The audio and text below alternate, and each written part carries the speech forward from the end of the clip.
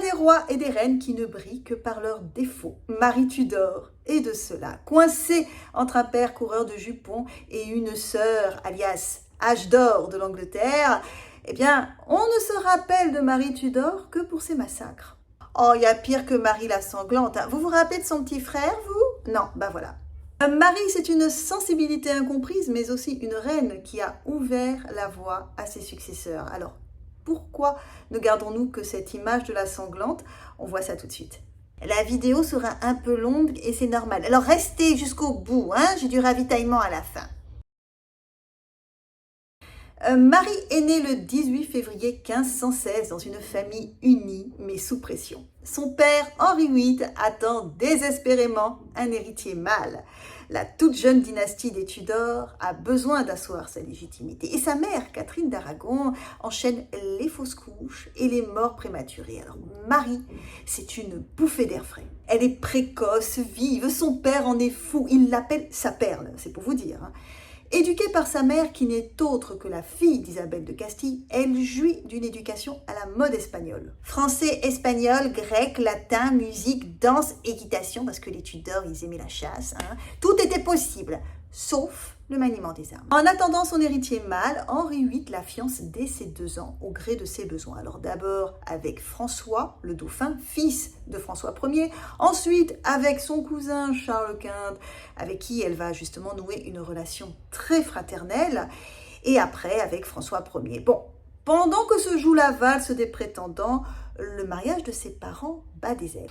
Henri aime Catherine, mais il commence sérieusement à se lasser d'attendre un garçon. L'éternel disque rayé de ce monsieur. En plus, la séduisante et très fine Anne Boleyn lui fait de l'effet. Entre Catherine la bigote plus âgée que lui et Anne la réformiste sexy, il réfléchit pas beaucoup. Pour l'instant, Marie ne se rend pas vraiment compte de la situation. Elle porte le titre de princesse de Galles, est traitée presque comme un héritier mâle. Elle vit à Locklow où elle a sa propre cour et y apprend à diriger un État. Marie, c'est comme un enfant ballotté pendant le divorce. Il ne sait pas grand-chose, mais il reste persuadé que ses parents vont se remettre ensemble. L'histoire, nous la connaissons tous, ce ne sera pas un happy end. Henri veut faire annuler son mariage au principe que son épouse était d'abord celle de son frère Arthur. Catherine, profondément croyante et jusque-là très soumise, se montre inflexible. Le mariage avec Arthur n'a pas été consommé. Le pape, lui, apprécie difficilement qu'on veuille le prendre pour une buse en lui balançant du Lévitique au nez. Il te faut 18 ans pour constater que tu es dans le péché alors qu'on t'avait signé une dérogation. Non mais attends, oh. C'est le début d'une période traumatisante pour Marie, alors adolescente. Sa mère bien-aimée, humiliée, va devoir se défendre publiquement comme une criminelle. Son père adoré, il devient fou. Il quitte le giron de l'église catholique pour créer sa propre église, abandonner sa mère et épouser une protestante.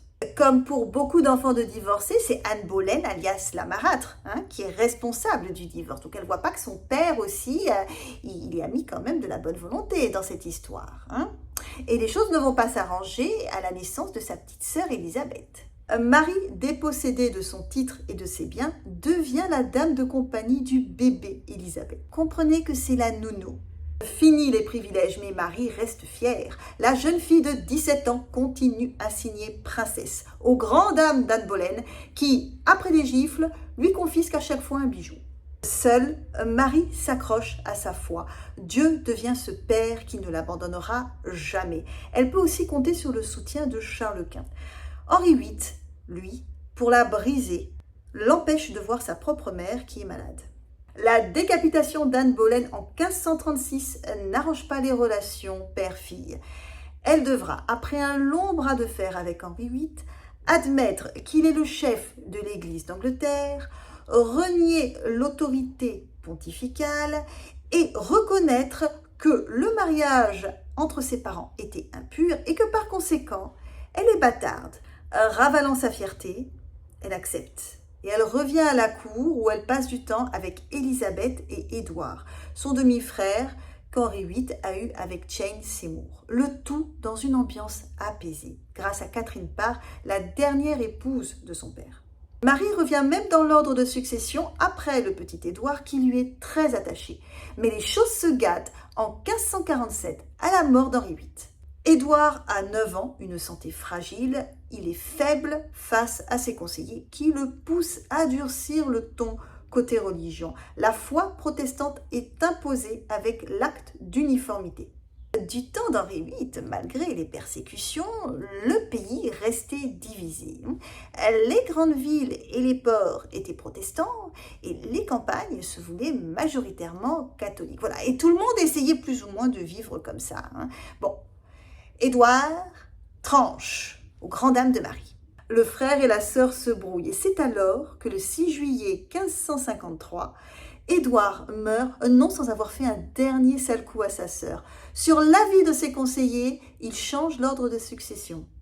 Édouard ne voulait pas d'une catholique sur le trône. Alors, son conseiller Dudley lui dit « Eh bien, si on écarte Marie, il va falloir aussi écarter Élisabeth. Donc, dans ce cas, prenons Jane Grey, la petite nièce d'Henri VIII. » À l'annonce de cette décision, Londres est en émoi. Bon, c'est juste que les conspirateurs ont oublié d'enfermer Marie avant. Elle fuit à Kenning Hall où elle lance une contre-offensive pour récupérer son trône. Elle a 40 000 alliés catholiques. De son côté, Jane Grey a les nobles de Londres. Mais celui qui fait pencher la balance, c'est le peuple de Londres qui réclame Marie. Ah ben oui, pour lui, c'est elle l'héritière légitime des Tudors. Marie monte sur le trône à 37 ans, Jane Grey est enfermée à la Tour de Londres. Marie devient la première femme à gouverner l'Angleterre. Elle a beau avoir le soutien du peuple et les compétences, les préjugés ont la peau dure, surtout chez les nantis qui ne se voient absolument pas être dirigés par une femme. C'est juste contre nature pour eux. Avec l'acte sur les prérogatives en avril 1554, le Parlement établit que Marie, en tant que monarque féminin, dispose des mêmes pouvoirs que ses prédécesseurs masculins. En gros, c'est l'égalité des sexes dont va bénéficier Élisabeth. Au début de son règne, Marie Ière veut se montrer magnanime, clémente. Donc elle commence par assigner Jane Grey à résidence et puis un complot est découvert. Et Marie sait que tant que Jane sera vivante, elle restera la figure de proue de tous les complots protestants. Le cœur lourd, elle l'a fait exécuter. Mais elle n'a pas fini, en fait, avec les protestants. Et c'est de là que son surnom de Marie la Sanglante va venir. La première année de son règne, Marie rétablit la foi catholique. Donc les églises sont rendues, la messe est faite en latin, mais tout cela se passe dans une certaine douceur, j'ai bien dit certaine, sauf que les catastrophes naturelles et les épidémies s'enchaînent. Ses conseillers et elle s'emballent. Dieu la punit pour avoir été trop diplomate avec ce qu'ils considèrent comme des hérétiques. Elle décide donc de massacrer les protestants qui refusent d'abjurer leur foi.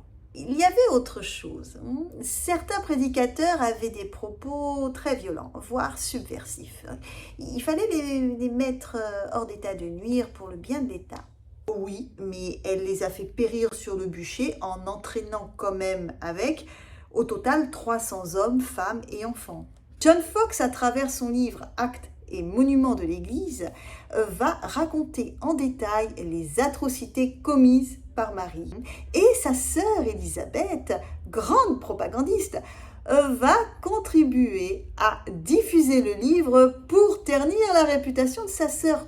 Oui, enfin, c'est l'hôpital qui se fout de la charité parce que leur père a fait supplicier plus de 50 000 personnes et elle-même, Élisabeth, a 700 jésuites et missionnaires à son actif. Tous les coups sont permis dans la famille. Cette même Élisabeth fera sous son règne disparaître des tableaux à la gloire de sa sœur pour n'y garder que ceux des bûchers. Pour l'instant, Marie, 37 ans, a un problème plus sérieux. Elle doit trouver un mari. Un donneur, si vous voyez ce qu'on veut dire. Elle se confie à son cher cousin et protecteur Charles Quint qui lui recommande Philippe, son propre fils, 11 ans de moins qu'elle. Tombée éperdument amoureuse d'un portrait, elle accepte, le Parlement refuse, tu m'étonnes. Un Espagnol ultra-catholique dirigeait l'Angleterre? No way, qu'elle prenne un Anglais. Sauf qu'un mariage avec un Anglais serait-il aussi prestigieux? Non. Donc Marie impose son choix, le peuple est horrifié. S'ensuit une révolte protestante menée par un certain Wyatt qui veut qu'Élisabeth monte sur le trône. Mais le complot est déjoué un petit peu avant. Les insurgés sont exécutés. Élisabeth est d'abord enfermée à la Tour de Londres pendant 1 mois avant d'être assignée à résidence. Le Parlement, lui, se concentre sur le mariage. Alors, ne pouvant pas la faire changer d'avis, il impose des conditions dans un contrat prénuptial. Philippe ne peut pas prendre de décision stratégique sans Marie. Et l'Angleterre ne fournira aucune armée à ce belliqueux qui passe son temps à guerroyer sur le continent. Marie, heureuse, rencontre son époux 2 jours avant la cérémonie. Un vrai coup de foudre, enfin, pas pour Philippe qui doit donner de sa personne sans grande conviction. Le 25 juillet 1554, Marie savoure cette cérémonie de mariage aux couleurs de conte de fées.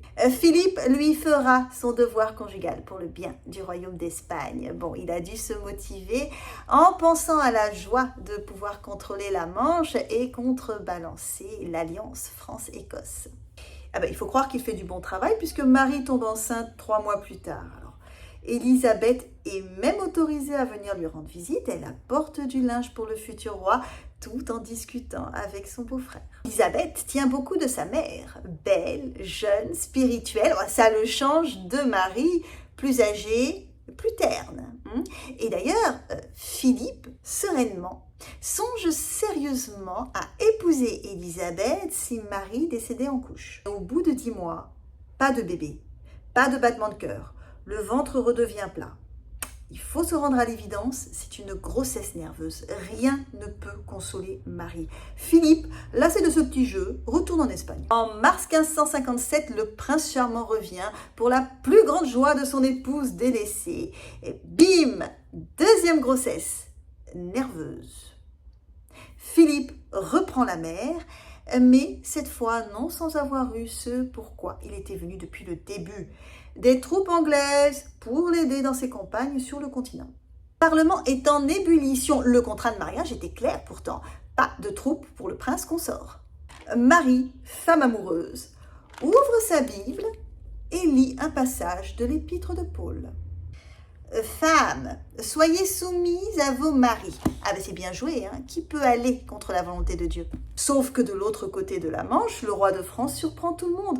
Henri II attaque les Anglais sans un cocorico annonciateur. Philippe est défait, la France récupère Calais. C'est un coup terrible pour la réputation déjà bien entachée de Marie, parce qu'elle est celle qui, au final, aura fait perdre la dernière possession anglaise en France. Comme si son règne se résumait à des massacres ou à des défaites militaires. Pourtant, Marie a permis la fondation de la Compagnie de Moscovie en 1555 qui exportait des marchandises vers la Russie et la Baltique. Cette compagnie a servi de modèle à la fameuse Compagnie des Indes sous Élisabeth. Quand Marie arrive au pouvoir, la marine anglaise n'est que l'ombre d'elle-même. Elle utilise l'or que lui envoie Philippe à l'occasion du mariage pour justement la remettre à flot. Marie Ier a posé les bases de la puissance maritime anglaise. Et ça, les chroniqueurs anglais du temps d'Élisabeth sont bien gardés d'en parler. Elle lance une réforme monétaire nécessaire qui va servir, mais qu'Élisabeth prendra à son compte. Elle s'éteint à 42 ans, sans doute d'un cancer comme sa mère, sans mari, sans sœur à son chevet, seule, sans famille. Elle a juste ses dames de compagnie. Il se raconte que ses derniers mots furent « Quand vous ouvrirez mon cœur, vous y trouverez Calais ».